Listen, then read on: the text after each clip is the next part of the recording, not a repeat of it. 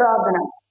పరిశుద్ధుడా పరిశుద్ధుడా పరిశుద్ధుడా మహోన్నతుడా, మీ పాదాలకు వందనములు, మీకే స్తోత్రములు స్తోత్రములు చెల్లిస్తున్నాము తండ్రి.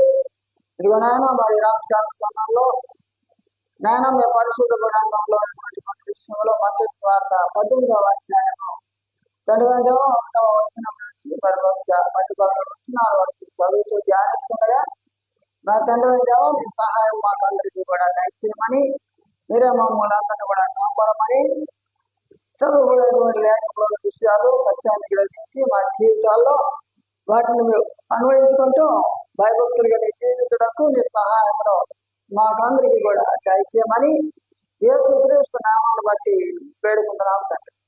ఆమేన్. వందనాలు. మరి మత్తయి సువార్త మనం 19వ అధ్యాయము రోజు మనం చదువుకున్నామండి. 19వ అధ్యాయం నుంచి మనం చదువుతాం. యేసు ఈ మాటలు చెప్పి చాలించిన తర్వాత గలీలియా నుండి యోర్దాను అద్దరున్న యూదయ ప్రాంతములకు వచ్చింది. బహుజన సమూహములు ఆయనను వెంబడింపగా ఆయన వారిని అక్కడ స్వస్థపరిచారు. యేసుక్రీస్తు ప్రభువారు మరి లోకంలో ఉన్నప్పుడు ఆయన గలీలియా, యోర్దాను ఆ ప్రాంతాలు యెరూషలేము చుట్టూ తిరుగుతూ మరి దేవుని యొక్క సువార్త ప్రకటిస్తూ ఆ సమయంలో ఆ సందర్భాన్ని బట్టి మరి రోగులను స్వస్థపరుస్తూ దేవుని యొక్క సువార్తను ప్రకటిస్తూ ఉన్నారు. అయితే ఆ సమయంలో మరి యూదా మతంలో ఉన్నటువంటి కొందరు పరిచయం, వీళ్ళు పరిచయాలు చాలా నిష్ఠగా ఉంటారు యూదా మతంలో. అంటే యేసుప్రభువు వారు కూడా అదే మతానికి చెందినవాడు విధంగా యూదులకు సంబంధించిన వారే కాబట్టి మరి వాళ్ళకి ఏంటంటే మరి యేసుక్రీస్తు ప్రభువుని శోధించడానికి ఆయన దగ్గరికి వచ్చి మాట అడుగుతున్నారు. 3వ వచనంలో పరిచయాలు ఆయనను శోధించవలని ఆయన వద్దకు వచ్చి, ఏ హేతు చేతనో పురుషుడు తన భార్యను విడనాడటం న్యాయమా అని అడుగుతారు. ఏ హేతు చేతైనా సరే ఒక పురుషుడు ఒక స్త్రీని విడనాడటం న్యాయమా అని యేసుక్రీస్తు ప్రభువుని పరిచయం అడిగారు. ఏదో కారణం చేత, ఆ కారణం చేత ఆమెను విడనాడవచ్చా, ఆమెకు విడాకులు ఇవ్వచ్చునా అని యేసుక్రీస్తు ప్రభువుని ఆ పరిచయాలు అడిగారు. ఇప్పుడు ఆయన ఏమని చెప్పారంటే, ఆయన సృజించిన వాడు ఆది వాటిని పురుషులు గాను స్త్రీలు గాను సృజించాడు. స్త్రీని గాను పురుషులు గాను సృజించాడు. వాళ్ళిద్దరిని దేవుడు చేతపరిచారు. వివాహంలో ఒక స్త్రీ ఒక పురుషుడు చేత చేయబడ్డారు. జత చేయబడిన తర్వాత మరి ఈ కారణం చేత మరి ఇటు భార్య భర్తలు అటు తల్లిదండ్రుల కంటే ఇటు అందరికంటే ఎక్కువగా మరి తన భార్యని ప్రేమించడానికి బద్ధుడై ఉంటాడు.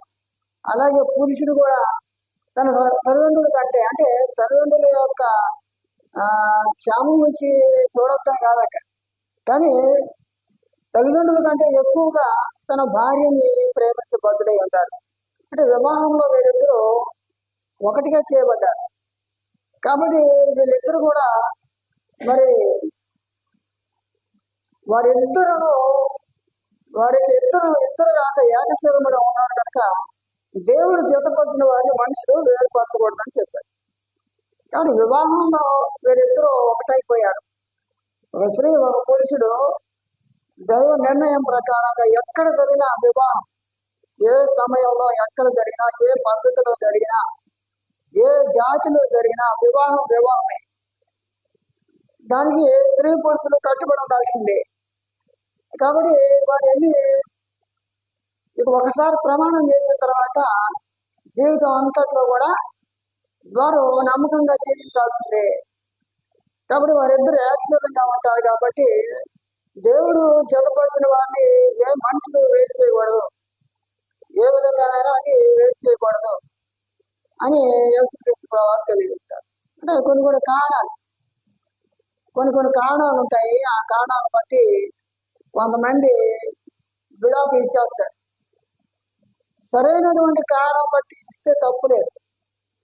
అయితే సాధ్యమైనంత వరకు విడాకులు అనేది దేవుని దృష్టిలో మాత్రం సరైన విధానం కాదండి బైబిల్ ప్రకారంగా. కాబట్టి వాళ్ళు ఏం చేస్తారంటే యేసుప్రభు వారిని పదే పదే అడిగితే ఆ విధంగా ఆయన చెప్పారు. కాబట్టి అందుకు వారు అయితే అలాగైతే పరిత్యాగ పత్రికలు ఇచ్చి ఆమెను విడనాడమని మోషే ఎందుకు ఆజ్ఞాపించినని వారిని అడిగారు.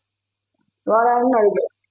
అంటే మోషే గారు మనకి పాత నిబంధన చట్టం ఉంది కాబట్టి మోషే గారు మనకి ఏమని రాసిచ్చారంటే పరిత్యాగ పత్రిక ఇచ్చాడు, విడాకుల పత్రిక ఇచ్చేసి మరి విడాకుల పత్రిక ఇచ్చేసి ఆమెను విడనాడవచ్చు కదా, విడనాడమని మోషే గారు మనకి రాసిచ్చారు కదా. మరి ఆ పద్ధతి ప్రకారంగా మనం మరి చేయొచ్చు కదా, ఎందుకు ఆయన అలా రాసిచ్చారు? మీరేమో వివాహం అయిన తర్వాత ఇద్దరు కూడా ఏ కారణాన్ని బట్టి కూడా విడిపోకూడదని చెప్తున్నారు. కానీ మరి మోషే గారు ఏమని రాశారంటే పరిత్యాగ పత్రిక రాసిచ్చేసి ఆమెను విడనాడవచ్చు, కొన్ని కారణాలు బట్టి ఆమెను విడనాడవచ్చు అని చెప్పి మరి మోషే గారు చెప్పారు కదా, ఎందుకు ఇలా చెప్పారు అని యేసుక్రీస్తు ప్రభువుని అడిగారు. అయితే యేసు ప్రభు ఏమని చెప్పాడంటే, ఇక్కడ మనం 8వ వచనంలో ఆయన మీ హృదయ కాఠిన్యమును బట్టి మీ భార్యను విడనాడ మోషే సెలవిచ్చును కానీ ఆవిడ్ని అలానే జరగలేదు. మీ హృదయ కాఠిన్యాన్ని బట్టి ఒకరికి ఒకరు అడ్జస్ట్మెంట్ చేసుకోలేక ఒకరు సర్దుకుని పోవాలి, ఎంతైనా సరే సర్దుకుపోవాల్సిందే. ఒకసారి వివాహం అయిన తర్వాత, వివాహంలో జత చేయబడిన తర్వాత చిన్న చిన్న సమస్యలు ఉన్నా సరే వాళ్ళుగా ఎప్పుడు జీవితాంతం అలా నమ్మకంగా ఉండాల్సిందే. ఆ చిన్న చిన్న సమస్యలను పరిష్కారం చేసుకోవాలి, కానీ విడాకులు మాత్రం తీసుకోకూడదు. విడాకులు తీసుకోవడం అనేది దేవుని యొక్క నీతికి వ్యతిరేకం. అయితే ఒక కాలం చెప్పాడు ఆయన మళ్ళా మన అదే వచనంలో, మరియు వ్యభిచారము నిమిత్తమే తప్ప తన భార్యను విడనాడని మరి ఒకడు పెళ్లి చేసుకున్నవాడు వ్యభిచారం చేసుకున్నాడని, విడనాడబడిన దాన్ని పెళ్లి చేసుకున్నవాడు వ్యభిచారం చేస్తున్నాడని మీతో చెబుతున్నాడని వారితో అన్నాడు. ఏమి ఆ కారణం అంటే, ఒక స్త్రీ ఒక పురుషుడు విడాకులు తీసుకోవాలంటే ఒకవేళ స్త్రీ ఒక వ్యభిచారం అయిందంటే, వ్యభిచారిగా జీవిస్తున్నట్లయితే అలాంటప్పుడు విడాకులు తీసుకోవచ్చు.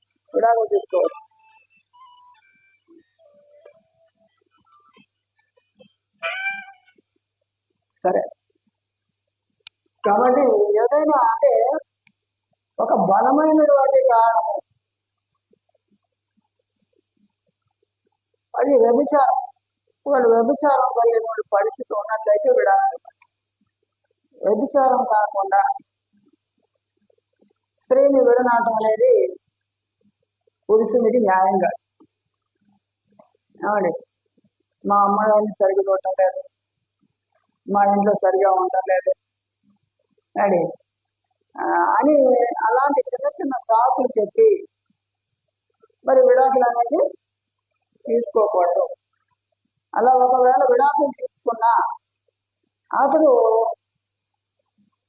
పాపం చేసినట్లే, అతను తప్పు చేసినట్లే. ఎందుకంటే అతను విడాకులు తీసుకుంటాడు, ఇష్టం లేదు, దేవుని చిత్తానికి వ్యతిరేకంగా విడాకులు తీసుకుంటాడు. మళ్ళీ ఇంకొక ఆమెను పెళ్లి చేసుకుంటాడు. ఇంకొక ఆమెను పెళ్లి చేసుకున్నా కానీ అది వ్యభిచారం, అది కూడా వ్యభిచారం. పెళ్లి చేసుకున్నా సరే, ఎందుకని మొదటి భార్యని అన్యాయంగా విడిచిపెట్టాడు కాబట్టి. అందుకోసం ఒకవేళ న్యాయబద్ధంగా విడిచిపెడతాంటే, ఒకవేళ ఆమె తొక్కి తప్పుడు పని ఏమైనా చేసినట్లయితే అది సంఘానికి చెప్పి సంఘం పెద్ద మనుషుల ద్వారా మరి అప్పుడు విడాకులు తీసుకోవచ్చు. ఇంకా అది తప్ప వేరే కారణాలు ఏమి చెప్పడానికి వెళ్ళలేదు. వేరే కారణాలు చెప్పి విడాకులు అనేది ఇవ్వడానికి వీల్లేదు అని యేసుక్రీస్తు వారు ఆ పరిచర్యకి చెప్పారు. ఆయన శిష్యులు భార్యాభర్తలకు సంబంధం అయితే పెళ్లి చేసుకోవడం యుక్తము కాదని ఆయనతో చెప్పి. అంటే ఎందుకంటే ఇక భార్యాభర్తలకు ఉన్న సంబంధం ఇలాంటిదైతే పెళ్లి చేసుకోకుండా ఉండడమే మంచిది అంటారు. అంటే ఒకసారి వివాహం అయిపోయిన తర్వాత ఇక అసలు ఎట్టి పరిస్థితుల్లో రాజీ పడాలి తప్ప విడాకులు అనేవి తీసుకోకూడదు. తీసుకోకూడదు. విడాకులు తీసుకోకూడదు. విడాకులు తీసుకోకుండా న్యాయబద్ధంగా తన భార్యతో ఉండాలి. భార్యతోనే జీవించాలి. వేరే విధానం అనేది పనికిరాదని చెప్తుంది బైబిల్. పరిశుద్ధ బైబిల్ గ్రంథం యేసుప్రభువు ఆ పరిచయాలుగా అలా చెప్తారు. కాబట్టి ఒకవేళ గొడవలు ఎక్కువగా అవుతున్నా సరే కొద్ది రోజులు దూరంగా ఉండాలి. కొద్ది రోజులు దూరంగా ఉండి మళ్ళా తిరిగి కలుసుకోవచ్చు. అందులో తప్పులేదు. కానీ విడాకులు అనేది మాత్రం ఇటు భార్య కానీ ఇటు భర్త కానీ విడాకులు అనే మాట రావడానికి వీలేదు. సమాధాన పడటంలో మంచిది. సమాధాన పడవచ్చు. కొన్ని రోజులు దూరంగా ఉంటా ఉంటుంది. సపోజ్ సమస్య వల్ల దూరంగా ఉంటారు. దూరంగా ఉన్నటువంటి వాళ్ళు అలా పూర్తిగా దూరం అయ్యేలాగా శాపం చేసి వాడు వేరొక అమ్మాయిని తీసుకొచ్చేస్తాడు. అలా తీసుకొచ్చేసినట్లయితే అది పాపం అయిపోతుంది. పాపం అయిపోతుంది. అలాంటి పని చేయకూడదు. ఒకవేళ ఆవిడ పరిస్థితి జరిగినా సరే మొదటి భార్యకి న్యాయం చేయాలి. ఎందుకున్న వదిలేసి అసలైన భార్య కూడా న్యాయం చేయాలి. ఆమెకి రైట్ ఉంటుంది. ఆమె కోర్టుకు వెళ్తే ఆమె వేసి గెలుస్తుంది. ఆమెకి కావాల్సినవన్నీ కూడా ఇచ్చేయాల్సింది. ఆమెకి ఏం కావాలో తక్కువ చేయకూడదు. ఆమెను కూడా భార్యగానే అంగీకరించాలి. అలా చేయాలని యేసుప్రభువు అది తెలియజేశారు. అందుకైనా అయితే శిష్యులు ఏమన్నారు? భార్యాభర్తలకు సంబంధం ఏంటిదైతే పెళ్లి చేసుకోవడం యుక్తం కాదని ఆయనతో చెప్పి. ఒకసారి వివాహం అయిన తర్వాత మనం ఏమని ప్రమాణం చేస్తాం? జీవితాంతం ఉంటాం కదా. జీవితాంతం ఆ మంగళసూత్రం కట్టేటప్పుడు చెప్తారు, జీవితాంతం ఇక నీతోనే ఉంటానని ప్రమాణం చేస్తాం. ప్రమాణం చేశాం కాబట్టి ఏ విషయం ఉన్నా సరే, వాడు తాగుబోతుడైనా సరే, దొంగ అయినా సరే, ఏమైనా సరే వాడిని మార్చుకోవాల్సిన పరిస్థితి ఉంది. కానీ వాడి విషయంలో జాగ్రత్తగా ఉండాలి. మంచిగానే జీవించాల్సిందే. ఏమాత్రం కూడా విడనాడి వేరొక వివాహం చేసుకోవడానికి వీల్లేదు. వివాహం చేసుకోకూడదు. ఇలాంటి గట్టి పరిస్థితి దేవుని యొక్క చట్టం ఉందన్నమాట. అందుకోసం వాళ్ళు ఏమన్నారంటే అయితే అలా పెళ్లి చేసుకోవడం మానేస్తే మంచిది అంటారు శిష్యులు. అరే భర్తలకు ఉన్న సంబంధం ఎంత గట్టిగా ఉన్నట్లయితే పెళ్ళే చేసుకోకుండా ఉంటే మంచిది కదా అన్నారు. ఓకే, అది కూడా మంచిదే. ఎందుకంటే యేసుప్రభువు వివాహం చేసుకోలేదు. అంటే దేవుడు మనుషుడిగా చెప్పించాడు. ఆయన వివాహం చేసుకోలేదు. ఆయనే కాదు, పౌలు గారు కూడా అంతే. పౌలు గారు కూడా పెళ్లి చేసుకోలేదు. పెళ్లి కూడా చేసుకోకుండా దేవునికి సమర్పించుకున్నాడు. ఆయన ఆ విధంగా జీవించాడు. అందుగురించి ఏమన్నాడంటే ఇక్కడ 12వ వచనంలో మనం చూస్తే, అందుకు 11వ వచనం, అందుకు ఆయన అనుగ్రహం నందిన వారు తప్ప మరి ఎవరును ఈ మాట అంగీకరింపలేరు. అనుగ్రహం, దేవుని యొక్క అనుగ్రహం ఉన్నట్లయితే వాళ్ళు ఈ మాట అంగీకరిస్తారు. ఎందుకంటే వివాహం చేసుకోకుండా ఉంటారు. వివాహం చేసుకోవడంలో ఎన్నో సమస్యలు ఉన్నాయి. వివాహం చేసుకోవడంలో ఎట్టి జటిలమైన సమస్యలు వచ్చినా భార్యాభర్తలు విడిపోకూడదంటే ఎంతో చాలా వివాహంలో సంసార జీవితం అనేది ఒక పెద్ద సమస్య. సంసార జీవితం అనేది ఒక పెద్ద సముద్రాన్ని ఈదినట్లంత అనమాట. కాబట్టి అందుకోసమే వివాహం చేసుకునేటప్పుడు ఇవన్నీ ఆలోచించుకోవాలి. ఎన్ని కష్టాలైనా సరే, ఎన్ని నష్టాలైనా సరే, బ్రతికినంత వరకు మేము ఇలాగే ఉంటామని మీరు ప్రమాణం చేశారు కాబట్టి అది దేవుడు విన్నాడు. దేవుడి సమక్షంలో జరిగినటువంటి వివాహం ఎక్కడైనా సరే, ఏ వివాహం అయినా సరే, ప్రపంచంలో ఏ జాతిలో జరిగినా వివాహమే. దానికి దేవుడు చెప్పిన వివాహమే అది. ఏ పద్ధతిలోనైనా జరగచ్చు. బట్ అయినా సరే వాళ్ళు చేసిన కండిషన్ అది. ఆ కండిషన్ ప్రకారంగా వాళ్ళు జీవించాలి. గొడవ వస్తే కొద్దిగా దూరంగా ఉండండి, తర్వాత సమాధాన పడండి, మళ్ళా సమాధాన పడిపోవాలి. అలా సమాధానం పడకుండా ఉండడం కూడా పాపమే. సమాధానం పడకుండా ఉండడం కూడా పాపమే. తప్పనిసరిగా తిరిగి కలుసుకోమన్నాడు ఆయన. మళ్ళా మీరు కలుసుకోవాల్సిందే అంటున్నాడు దేవుడు. దూరంగా ఉండడానికి ఒకవేళ దూరంగా ఉన్నట్లయితే పాపం జరిగే ప్రమాదం అది. పాపం జరగకుండా ఉండాలంటే మీరు మళ్ళా సమాధాన పడాలి దేవుడు. కాబట్టి ఇక్కడ పౌలు గారు ఏం చేశారంటే ఇక్కడ ఒక మాట చెప్పాడు. తల్లి గర్భము నుండి నపుంసకులుగా పుట్టిన వారు కలరు, మనుషుల వల్ల నపుంసకులుగా చేయబడిన నపుంసకులు కలరు, పరలోక రాజ్యం నిమిత్తం నపుంసకులుగా చేయబడిన నపుంసకులు కలరు.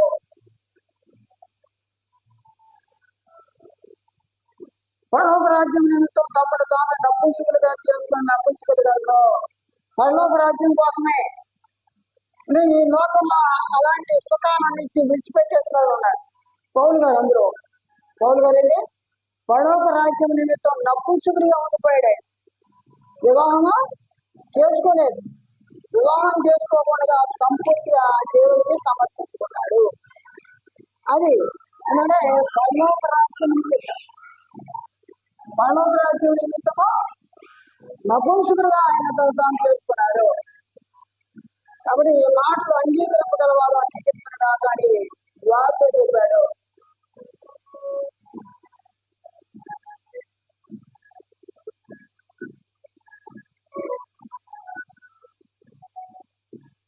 అప్పుడు ఆయన వారి మీద చేతి నుంచి ప్రార్థన చేయమని కొందరు చిన్న పిల్లలు ఆయన ఎదురు తీసుకొని వచ్చి ఆయన శిష్యులు తీసుకొని వచ్చి వారిని గద్దెంపుగా యేసు చిన్న పిల్లలను ఆటంకపరచగా వారిని ఆయనకు రానియండి, పరలోక రాజ్యం ఇలాంటి వారిని చెప్పి వారి మీద చేతి నుంచి అక్కడి నుంచి ఆయన లేచిపోయారు. కాబట్టి ఇప్పుడు మనం దేవుడు యొక్క గ్రంథంలో చెప్పినటువంటి మాటను బట్టి దేవుల్లో ఉన్నటువంటి వాళ్ళం, రక్షణ పొందినటువంటి వాళ్ళం, క్రైస్తవులుగా మార్చబడినటువంటి వాళ్ళం. మరి ఏ విషయంలో కూడా భార్యాభర్తల విషయంలో గొడవలు పడి దూరం అయిపోవడానికి వీల్లేదు. వాడి జీవితాంతం కూడా తెలుసున్నారు. జీవితాంతం కూడా నమ్మకంగా జీవించాలి. మళ్ళీ జీవితాంతం కూడా నమ్మకంగా ఉండాలి. అలా నమ్మకం